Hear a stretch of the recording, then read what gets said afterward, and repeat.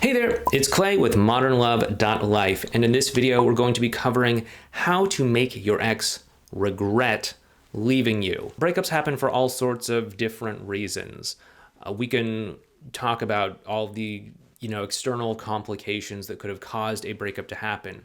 However, in order for you and your ex to get back together, at least for them anyway, they need to have this realization that life is better with you than it is without you. Now, there's a lot of reasons why they may reluctantly kind of step into this realization, but that is a story for another day. Maybe we can talk about stubbornness some other time.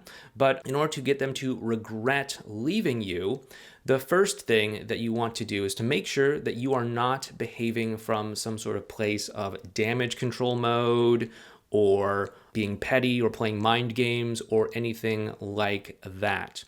Now, I know there's a lot of people out there who immediately after a breakup will feel this sort of damage control mode sort of impulse. I know that I have definitely been there in the past. I know many people that I've worked with have been there as well too. But damage control mode is what we, on this channel here, call that panicked sort of sense that you get immediately after a breakup, where you feel inspired to do things like, text or call many times per day, just constantly reach out, always wanting to ask another question, always wanting to know why, always wanting to apologize again, promise that it's going to be different, buy gifts or things like that just seem out of alignment in terms of where things are at with the emotional connection. Okay, I get it. I've been there myself. I know what that's all like. So I'm not trying to make you feel bad, but let's be real here. This is not helping you move forward. This is not helping you in your case to get your ex back, or especially to make them regret leaving. Now, why is this? Because if they leave and then think back to you and the most recent interaction they had with you, or the most recent impression they had of you is of someone who was desperate and contacting them way too much and begging and pleading and all of that, they're just going to be left thinking like, wow, what happened to them? They really just sort of, collapsed under all of this. Same is also true when it comes to the mind games and all of that stuff, the petty behavior.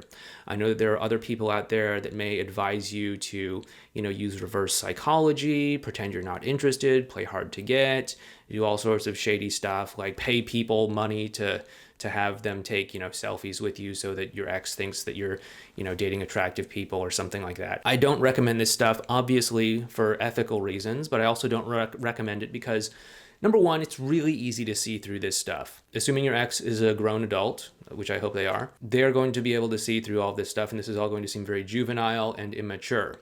And if that is their previous last impression of you, is like, hey, here you are, devolving into this immature, petty, high school-esque sort of person, then they're not going to feel any sort of regret leaving. They're going to be like, okay, cool. That is who you have become. Let me go find a grown adult to have a relationship with. At least that's what they're probably going to do if they are of a healthy mindset. So what we want to do is we want to get out of that sort of stuff and work on actually becoming a grown adult. So what does this mean? This means for the most part, by and large, you're going to want to become calm and grounded. Now, I said become calm and grounded, not act as if you are calm and grounded while there is a, maelstrom of emotion swirling around within inside of you, and you're just simply doing the best that you can to suppress the damage control mode within you. What I want you to do is to work on actually embodying being calm and grounded in your own life. I know, easier said than done, but again, what we want to have here is progress, not necessarily perfection. There's things that are going to happen in our life that are obviously going to shake us. Extreme events, obviously, right? It would be ideal to be calm and grounded in those things, but, let's be honest. Sometimes things are going to scare us. Sometimes things are going to intimidate us. But if we can strive to become more calm and grounded, we're going to become much more mature, come off that way, and we're going to leave that positive impression that your ex can look back on and say, you know what, that they were actually really cool. They were actually a really solid person. Maybe I actually miss being with them. So next up, the next slice of this being a grown adult is to be curious, genuinely curious, and if need be, to reluctantly go along with what your ex is asking for, saying, all of that stuff. So, if they, are accusing you of maybe something that you didn't do, because maybe, like in a previous video, 1 or 2 videos ago, we talked about how they have to create this negative image of you in order to justify why they broke up. And if they are lashing out at you, thinking that they're lashing out at this negative image of you, saying you did this, you cheated, you lied, you did all these things that maybe aren't true. If you just simply get curious and say, hey, like, do you really think that I'm that kind of person? Like, not in some sort of like, do you really think I'm like that? But in just sort of a calm, genuinely curious sort of way. Like, do you really think I'm that sort of person? What this does is it shows a curiosity and an attempt to try to understand where they're coming from. Okay, this is a very high sign of maturity, a very high sign of someone who's willing and able to have a healthy relationship. And it also causes them to check in with themselves and to see, like, maybe you're not that kind of person. Maybe I'm just in some sort of complicated emotion right now. Maybe I feel like I need to play the victim card or something like that. If they have that degree of awareness. But it also creates this dissonance, because if they're accusing you of being something and then, like, in that moment you're actually being very calm and collected and curious and just saying, like, hey, like, is that who you really think I am? Like, do you think I'm the kind of person that would just fly off the handle and lose my temper? And, if you're saying that in a genuinely curious sort of way, then there's obviously that disconnect, which is causing them to say, well, no, I don't think you're that way, because, like, obviously you're not being that way right now. So that's another thing that we want to do. This is part of that one-way spikes of doom thing that we talked about, I think, 2 videos ago. So you might want to go check that one out as well too if you need to.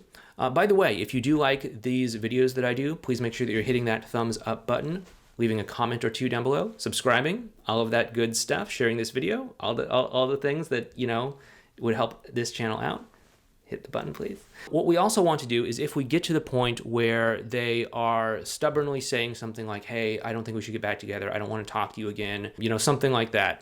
What we want to do is we want to reluctantly go along with it, like we were talking about, but leave the door open for them to come around. Because obviously, if they paint themselves into some sort of corner where they say, hey, I don't think we should ever talk again, they're going to feel kind of silly if they come forward and say, I miss you, I was wrong, let's talk again. It can happen, sure, but if we can just lower that bar, it's going to be easier for them to get over it and easier for them to come to you and say, like, hey, what we talked about before, about how it's okay for me to change my mind, well, yeah, let's talk about that. I've changed my mind. This is what we would call a golden bridge. It allows them to circle back to you in a way that allows them to save face, avoid embarrassment, and to admit that they are wrong. And it actually kind of creates the sort of dynamic between the two of you where it's okay to be wrong, where it's okay to make mistakes, where it's okay to not have it all figured out. Because let's be honest, we're all human. We all make mistakes. Very few of us have it all figured out. If we can just be real about that, we're going to have much better emotional connections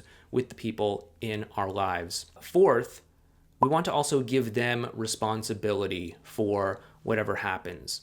Okay? So again, it's so easy for them to not regret breaking up with us and to just kind of move forward and not look back if we are behaving in some sort of way that gives us responsibility for it. If we're playing the mind games, if we're being immature, if we're, not listening to them when they're asking for space, if we're doing all these other sorts of things, it's easy for them to say, well, yeah, of course we never got back together. Look at them. They're playing mind games. They're saying one thing, they're doing the other thing. They're not giving me space when I'm asking for it. They're all these other things, right? But if we're actually giving the responsibility to them and then reluctantly going along with them, what happens is, number one, they're going to feel much more empowered to change their mind in the future if they do have a change of heart or something, because they're not just like, oh, well, that's on you, but it's like, oh, no, it's on me. And that gives them an empowerment, a sense of empowerment to actually change their mind if they do start to feel differently.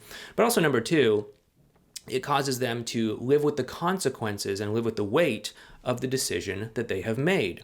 So if they have decided to, not be in contact with you and they realize that they've painted themselves into a corner, they have to live with that consequence, knowing that they're not in contact with you, someone that they love or care about, because of the choices that they've made, because of the actions or inactions that they have made.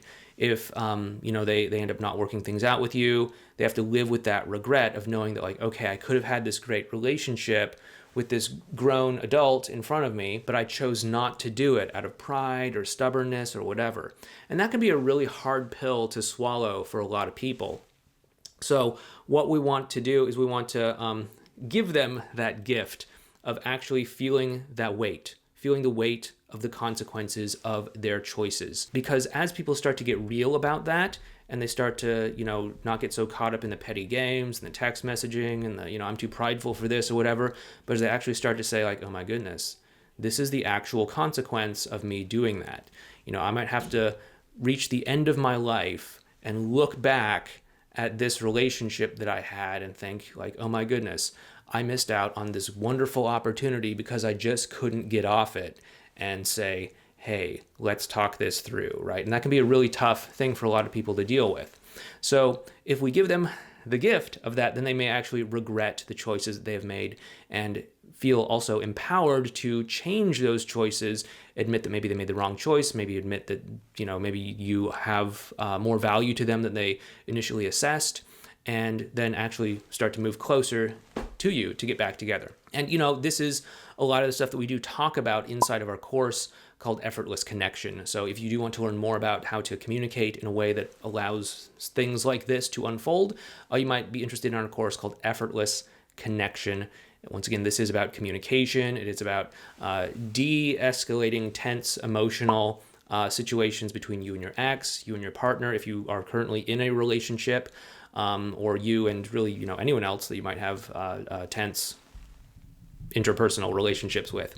Anyway, if you want to check that out, please head on over to modernlove.life/EC. That's modernlove.life/E as in effortless, C as in connection. Anyway, once again, please hit that thumbs up button. Take care, and I'll talk to you next time.